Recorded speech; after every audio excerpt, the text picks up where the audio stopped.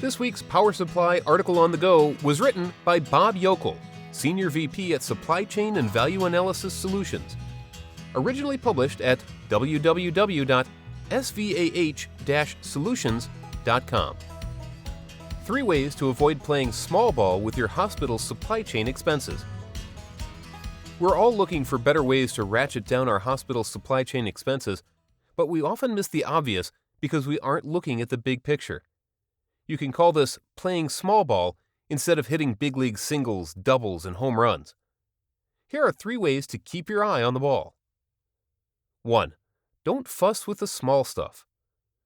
We've observed supply chain professionals spending an inordinate amount of time to save a few $1,000s on suture trays while ignoring hundreds of thousands of dollars in savings in their supply spend on products like stents, oxysensors, or endomechanicals. When asked why they're doing this, they tell us that these small ball savings are in their comfort zone, easy to achieve, less risky, and they are good at it. While these small ball savings add up over time, they will never take the place of $100,000 hits that will truly have a positive effect on your healthcare organization's bottom line. So, don't fuss with the small stuff when you have millions of dollars of savings just waiting to be realized at your healthcare organization.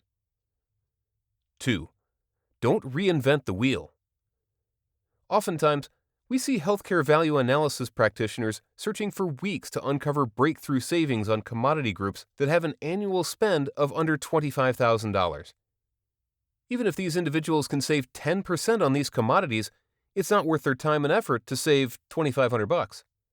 The best way to address these low-volume products, services, and technologies is not to reinvent the wheel, but to obtain the best GPO pricing available on the suitable product, service, or technology, and then forget about them.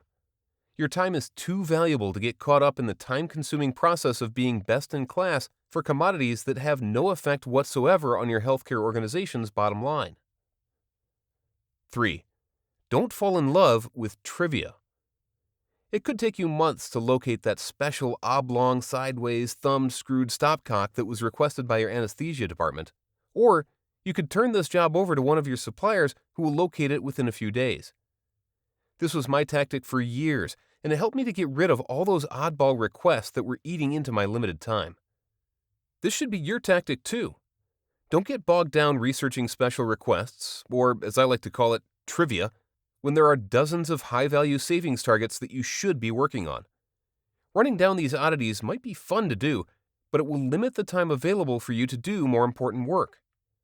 It's easy for us to get trapped in the small ball game, or at things that we feel comfortable with, bring us gratification, and show some results. We must avoid this temptation at all costs if we are to play in the supply chain big leagues where no one wins the World Series by playing small ball. We must always have our eye on the big picture. That'll do it for this week's edition of Articles on the Go. Thanks for listening to this Power Supply Media production.